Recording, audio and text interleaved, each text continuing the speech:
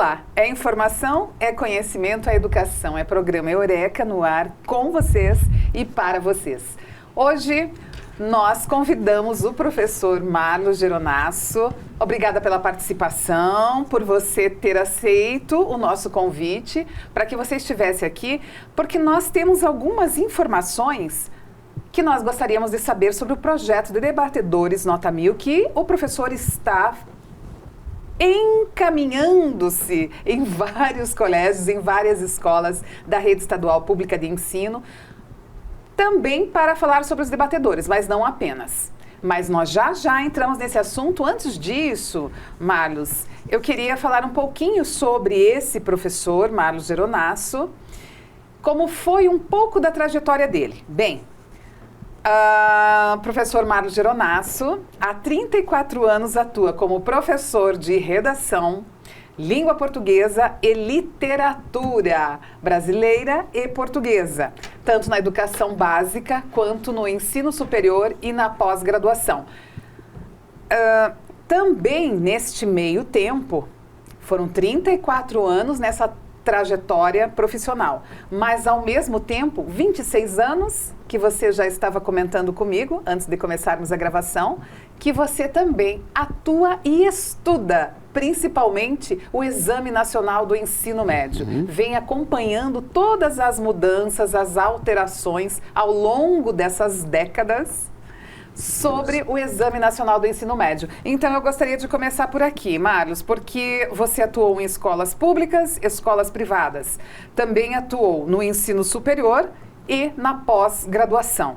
Nos mais variados cursos, nas faculdades. Cita algumas das faculdades em que você foi o professor de redação e também foi professor de língua portuguesa e literatura. Bom, saudando você, professora Regina, saudando a quem está nos acompanhando nesse projeto social que se chama Eureka, que tem 20 aninhos de trajetória. A minha caminhada na escola, ela se deu sempre no sentido de que não era a primeira função.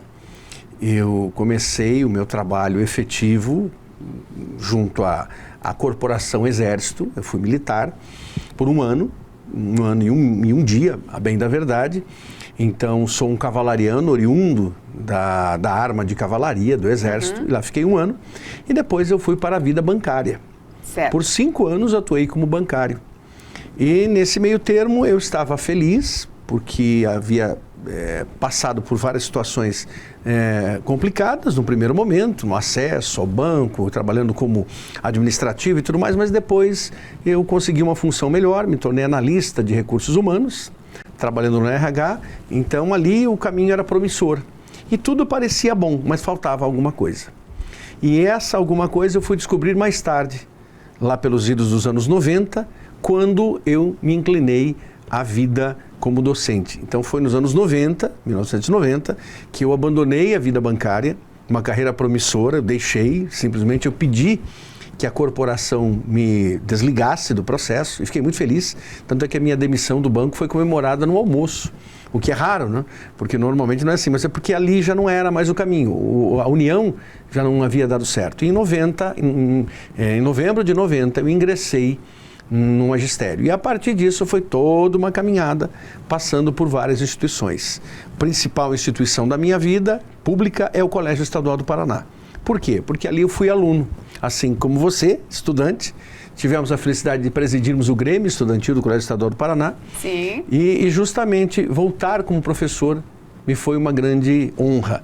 E justamente foi ali que nasceu também o compromisso com o Enem, dentro do Colégio Estadual do Paraná. Sim, que daí você liderou uma equipe de professores do Colégio Estadual do Paraná para que fizessem, então, aquela organização para a aula do Enem. O primeiro aulão do Brasil foi feito por nós. Primeiro aulão foi feito. No auditório do Colégio Estadual do Paraná. Auditório Bento Mussurunga. Mas só que eu só gostaria de fazer uma pergunta. No momento em que você saiu do banco, você já comentou, talvez até aqui nos programas, mas eu sei que você comenta isso também bastante, que você disse que era uma carreira promissora dentro do banco. E era mesmo. Porém, você precisou sair. Sim. Mas, neste meio tempo, você estava envolvido também muito próximo a questão política dos trabalhadores dos bancos, dos bancários. Foi nesse momento, inclusive, que você conheceu um que não era deputado e também não era político naquele tempo, não foi isso? Foi nós nos conhecemos em 1990, certo. O hoje deputado federal Tadeu Venere. Sim. Tadeu e nos conhecemos naquela época justamente porque eu vinha de uma situação de liderança na greve dos bancários. Então, por quê? Porque nós pleiteávamos uma série de situações. Aliás, eu fui removido da agência Centro Cívico, do banco em que eu trabalhava, o Bamerinos, porque eu liderei a corporação numa paralisação. E ali, naquela época, nós temos uma foto nostálgica, todos os funcionários do banco em frente à Universidade Federal, a escadaria do prédio antigo, do prédio tradicional, prédio histórico da UFPR, e nós estamos ali, e eu estou com a agendinha, que eu sempre carreguei uma agenda, começa aqui, debaixo do braço, e ali liderando a paralisação. O meu gerente da agência ficou muito aborrecido comigo e resolveu me deixar à disposição. Aí me levaram para o setor de RH.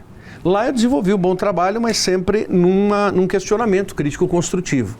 E foi ali um dia que, representando o Sindicato dos Bancários, o então funcionário do Banco do Brasil, Tadeu Venere, sim, veio... ele não tinha aquele envolvimento... Não, Tadeu era funcionário do Banco do Brasil. Do Banco do Brasil, não tinha aquele envolvimento político com um cargo que foi eleito, né? Não era nem vereador, nem deputado. E o Tadeu justamente me convidou, assim, soube um pouquinho da minha caminhada, disse assim, vamos montar uma chapa. Naquela época, a nossa chapa enfrentaria a chapa do então funcionário do Banco do Estado do Paraná, Ângelo Vagnoni.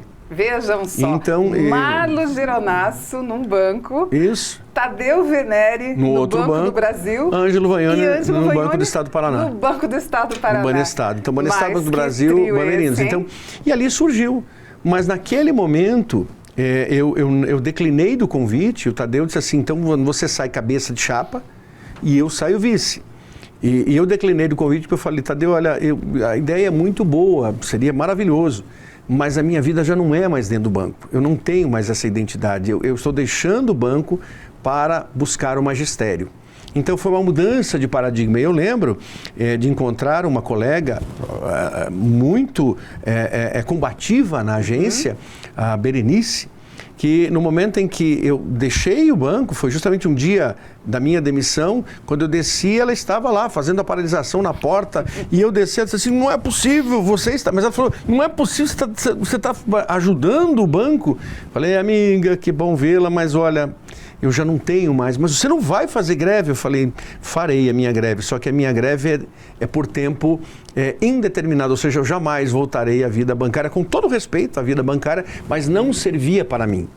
Então ela ficou surpresa, depois ela entendeu que eu deixava o banco e assim também. E o Tadeu e eu mantemos essa amizade desde os anos 90, então Tadeu e eu nos conhecemos também há 34 bons anos dessa caminhada. Muito bom. Aliás, é muito bom e importante que você tenha feito toda essa trajetória e você ter colocado como se deu essa aproximação com o atual deputado federal Tadeu Venere, que não foi daquelas formas que às vezes a gente acaba ouvindo, né? Não, e eu tenho muita tranquilidade que a amizade que mantenho com o Tadeu Venere, mantenho com Gleice Hoffmann, pessoas mais conhecidas, com Goura, são amizades que não tem troca alguma, a não ser a do trabalho. Eu me alegro em saber que nesses 34 anos eu jamais recorri ao Tadeu como vereador, como deputado estadual e agora deputado federal para pedir qualquer favor que não tenha sido a observação de um projeto de lei, o questionamento de uma medida provisória, como agora nós questionei junto no ano passado com o Tadeu o projeto de lei 5230 do novíssimo ensino médio.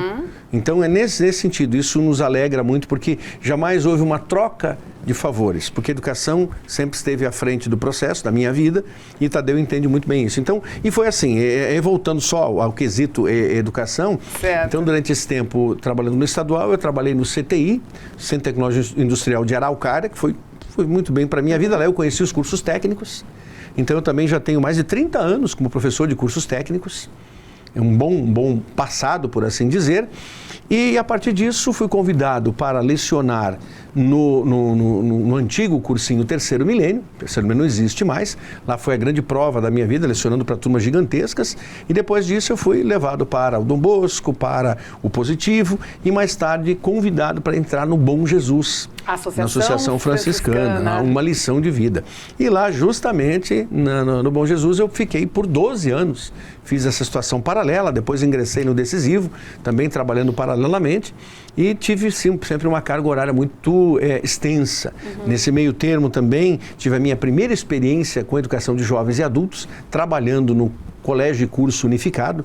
Para mim a vida também fez muito bem conhecer o processo de ensinar para quem está desperiodizado, para quem está fora da escola. Então, essas nuances todas da educação me fizeram entender os vários caminhos, mas sempre esteve na minha vida o Exame Nacional do Ensino Médio. Certo. Só retomando rapidamente, para que nós já vamos chamar o intervalo deste primeiro bloco, quando você ingressou na Associação Franciscana de Ensino Bom Jesus, você estava trabalhando com o ensino médio, com os segundos, terceiros anos que estão se preparando para o ingresso ao ensino superior, e também atuava na pós-graduação e no ensino superior. Isso mesmo. Era também com literatura, redação e língua portuguesa. E foi aí que nasceu a sementinha dos debates. Sim. E nós podemos abordar no segundo bloco. Sim, nós vamos exatamente. Nós vamos abordar no segundo bloco. Fique conosco, nós vamos fazer um breve intervalozinho e já voltamos.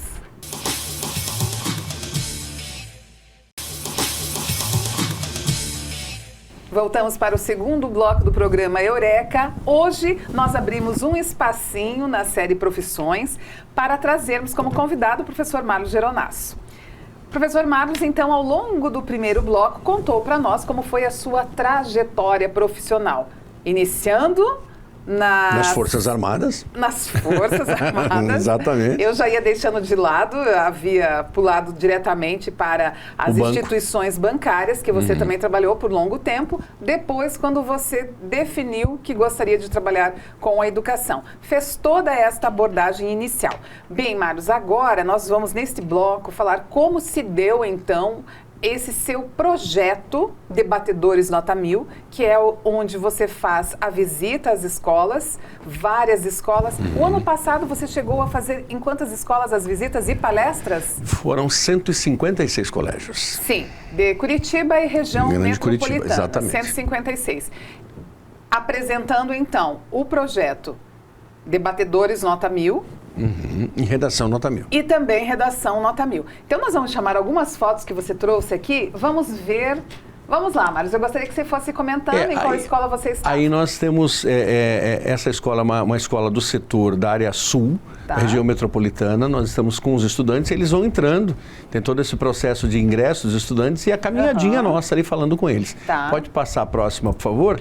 Aqui nós já temos um grupo de debates. Aí já é uma escola aqui de Curitiba mesmo, o Colégio Xavier da Silva. E ali nós temos o diretor que está comigo, ele é o fundo, e os estudantes do projeto de debates. Eles foram os vice-campeões do projeto Debatedores 2023. Essa escola, então, é a escola do setor centro. Então, esses estudantes que estão ali, são debatedores. Foto, era a equipe de debatedores. Equipe de debatedores, vice-campeão. Ficou em segundo lugar. Exatamente. Pode passar a próxima, por favor. Ali nós temos justamente também classificados entre os 10 primeiros colocados. Ali nós temos a equipe do Colégio do Marechal Cândido Rondon e também estão recebendo os seus certificados. Receberam certificados de participação para colocar no seu currículo. Inclusive, a sugestão nossa já era a montagem do primeiro currículo Lattes. Ali do lado esquerdo, para quem está nos acompanhando, ou direito, dependendo da visão, você tem o diretor da instituição também recebendo a minha visita e já olhando para os estudantes. Pode seguir, por favor? Certo. Aqui nós temos o tradicionalíssimo Colégio Júlia Vanderlei. Ali atrás você tem, inclusive, a imagem da professora Júlia Vanderlei, todo o busto dela que está ali, e os estudantes que debateram muito bem. O Júlia Vanderlei teve uma participação brilhante no setor centro, mas o setor centro, um envolvimento muito grande da qualidade dos debates. Foi difícil chegar, né? Então, mas é possível dizer que que o Júlia ficou em terceiro lugar no setor centro pela sua pontuação. Pode passar adiante, por favor. Ali nós temos justamente, volta para o mesmo Xavier. Essa foto eu fiz questão de tirar, e aí vale o registro. Ali em cima, professora Regina, é a passagem de todos que estiveram no colégio professor doutor Xavier da Silva. Então, a passagem histórica de como eram as instalações de Curitiba nesse colégio, que é um dos mais antigos da cidade. Então, por isso eles fizeram este caminho, essa trajetória, que é a trajetória dos diretores e da própria escola da Gênese, da escola. O auditório dali é maravilhoso. Cadeiras muito antigas, quem vai até lá se surpreende, porque assim, puxa, mas é um mobiliário muito antigo, porque é uma escola tradicional da nossa cidade, felizmente. Que fica bem no centro de Curitiba, Isso que mesmo. Fica bem ao lado do... Fica pertinho do shopping Estação, e mais ainda é praticamente na esquina da UTFPR, da Universidade Tecnológica Federal do Paraná, lá com o nosso grande amigo, o professor Marco Schiffer, o reitor que é um dos nossos professores da equipe há muitos anos também. Sim, né? Que sempre participou. Isso. Ali nós temos o CEP, o Centro de Educação Profissional, e eles estão na prática fazendo o debate, professora Regina. Na prática, eles estão ali, você percebe que tem duas, eu estou bem olhando, tem ali alguém que está falando, está com o microfone na mão, Sim. E os dois times, um de cada lado, e eles estão debatendo, e o auditório cheio. Ali é um auditório que tem capacidade para quase 300 estudantes. Nesse momento, você está fazendo com eles, desenvolvendo a prática. A prática do debate. Do debate. Isso. Então, eles estão ali numa ação, numa atividade, como seria? São sempre, então, os debatedores, aí, só para nós entendermos também, já voltamos ali as fotos, né? Para nós entendermos, para o nosso telespectador compreender também. De onde surgiu essa ideia, né, professora Regina? Que, aliás, essa é uma pergunta que as pessoas sempre perguntam para você, né? Sim, de onde onde surgiu? Como você teve essa ideia dos debatedores? Como você chegou a esse projeto, a construção do projeto? As ideias, muitas vezes, alguns podem dizer que todas as vezes, vêm das necessidades. Certo. Então, como professor de redação, o que eu sempre senti no meu aluno, que fazia o vestibular para a UFPR, que fazia o vestibular para a UTFPR, que fazia o vestibular para as universidades particulares e fazia o exame nacional. O que eu sentia de maior dificuldade? Ausência de argumentação. Então, o aluno era desprovido de argumentos, faltavam citações. E por causa disso, eu comecei a conjecturar como ampliar este repertório do garoto e da garota. E justamente naquela época, eu já vinha pensando em oratória. Porque alguns discursos, e aí eu me volto ao filme Henrique V, que conseguiu personificar um discurso do rei Henrique V, que é maravilhoso. Tá. Depois daquele filme, eu fui buscar o discurso na íntegra, no livro de Shakespeare. E ali, justamente, ao ver o discurso, eu disse assim, mas isso é maravilhoso. Então, com isso, eu busquei outros discursos e percebi. Por que o discurso é tão bom? Porque ele é cheio de argumentos. Então, as coisas começaram a se encaixar nesse quebra-cabeças. Argumentação, vem Shakespeare e tudo mais, e nesse mesmo momento, aquela época, você também nos ajudou bastante, porque você citou um filme chamado O Grande Desafio. O Grande Desafio, filme interessantíssimo, protagonizado por Denzel Washington, Forest Whitaker, fazem a dupla, os dois protagonistas, mas o Denzel, claro. Ele é um professor do curso de Direito de uma faculdade muito pequena e que trabalha sempre com o desenvolvimento da oratória e os debates. Houve uma inspiração num fato Sem dúvida, real? Sem dúvida. Essa história é real. Esse professor é um autor norte-americano, então de grande relevo, e ele começou ensinando seus meninos e meninas a debaterem. Com base nisso eu comecei a pensar, mas puxa vida, será que eu não poderia debater? Mas debater por debater, não. Aí vieram os encaixes, como eu falei, o quebra-cabeça. Eu falei, que tal debater se eu utilizasse isso para fomentar a argumentação do Enem? Aí mais tarde eu criei, aí sim, parte disso, porque vem alguns com sempre o ideal de que nada se cria, tudo se copia. Não foi bem uma cópia, mas foi uma inspiração. Sim. Quando eu me inspirei ali, aí eu adaptei para a nossa realidade. O que eu preciso? Eu preciso de um texto modelo Enem bem construído. Um texto modelo Enem é dividido em 4 partes. Então, idealizei o quê? 4 debatedores. Exatamente como nós vimos na foto, já vamos ver novamente. 4 debatedores. 4 favoráveis, 4 contrários. Cada um deles cumprindo uma etapa da redação Enem. tema no primeiro debatedor, primeiro parágrafo. Tese, defesa do ponto de vista no segundo parágrafo, segundo debatedor. Argumentação que sustenta e amplia a tese, terceiro parágrafo, terceiro debatedor. E proposta de ação social, proposta de intervenção social, quarto parágrafo, quarto debatedor. E aí surgiu, agora sim, encaixado, formatado, surgiu o projeto Debatedores Nota 1000. Então, você colocou o seguinte, Marlos, que os debatedores, você se preocupou muito em aumentar o repertório desses estudantes. Partiu daí. Para quando estiverem fazendo a redação do Enem. É claro que o Enem traz aqueles textos bases, né? Geralmente aparecem 2 textos ou 3. Um gráfico, são 3 textos e um gráfico, uma charge, isso, uma ilustração. Um gráfico, algo assim. Mas você estava preocupado também em ampliar o repertório desses alunos. É porque nesses textos base nada se copia. Copiou, tudo que Exatamente. se copia é eliminado. Então você não pode copiar nada. Você pode criar a partir disso. Certo. Mas é claro que como todos os temas do Enem são situações problema, esse aluno precisa de repertório. E aí Exatamente. é que os textos acabam ficando rasos. E a partir desse momento em que formaram-se as equipes nos colégios que participaram do projeto Debatedores Nota 1000, também houve aquela fase da organização deles, houve muito treino, houve Sim. muita prática. É o que nós vimos ali. É o que nós podemos ver mais algumas coisas. Voltando àquela foto, foi interessante exatamente também, né, Marcos? Veja só, que depois de formadas as equipes, eles também precisam estudar e preparar-se para isso. Isso significa pesquisa. Ali bem no cantinho da tela, os telespectadores estão acompanhando o troféu. Estão vendo o troféuzinho ali, justamente. Sim, e esse troféuzinho que eu mesa. sempre mostro para inspiração. E ali eu estou bem na fase da exposição para eles, explicando o processo e eles vão entendendo para depois depois eu coloco um tema. Esse primeiro tema em discussão em 2022 foi justamente a permissão para dirigir aos 16 anos no Brasil. Depois nós colocamos o voto, se o voto pode ser obrigatório ou facultativo e fomos adiante. Pode passar a próxima, por favor? E aí nós temos, olha, as várias situações.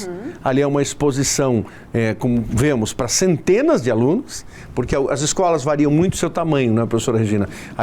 Essa escola, por exemplo, é uma escola da Lapa, da região metropolitana. Sim. É uma escola que não é uma escola rural, mas ela fica às margens da rodovia. Então eu fui muito bem acolhido por essa escola, assim, um carinho especial por essa instituição, Juscelino Kubitschek. E foi maravilhoso conviver ali com essa garotada disposta a entrar no processo de discussão de temas redacionais e de debater também. Muito bom. E essa outra?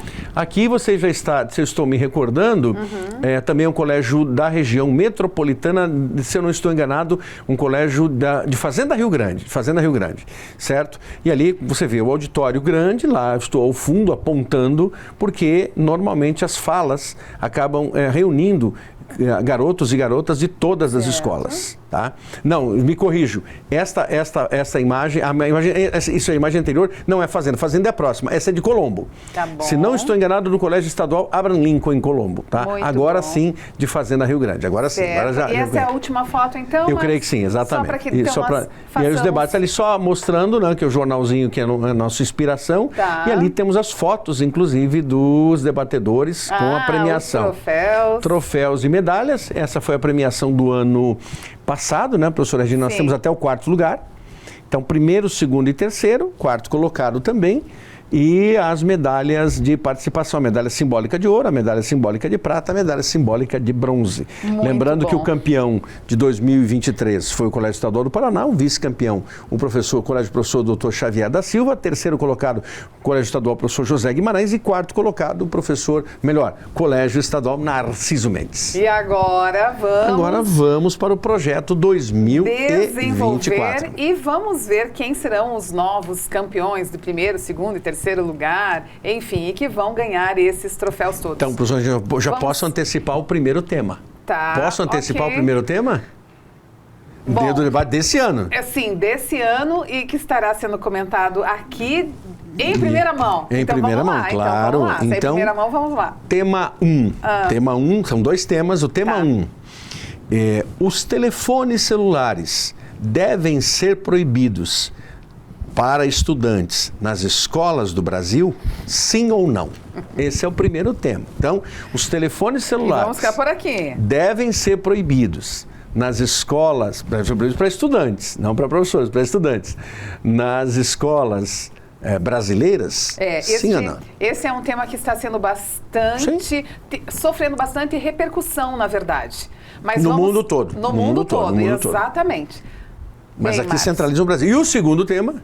Não, o segundo tema vai ficar para o outro programa. Tudo bem. Por enquanto, vamos ficar por aqui. Marlos, nós temos que encerrar agora o programa Eureka, mas eu já solicito que você permaneça conosco, porque eu quero falar com você sobre a redação. Agora, a redação que será redigida pelos próprios alunos. Ok? Isso, no outro programa. Para o próximo programa. Isso, um outro programa sim. Então, professora Regina, para nós é sempre uma alegria esse compartilhamento, né? E sempre entendendo que você que está nos acompanhando, converse com seus professores na escola, converse com a sua direção. O regulamento já está nas mãos de muitos diretores das escolas em que eu visitei. Então é possível sim, é possível. Ok, obrigada pela participação e até daqui a pouco, porque nós vamos ainda gravar o próximo programa. Fique conosco, acompanhando o programa Eureka com vocês. Até lá!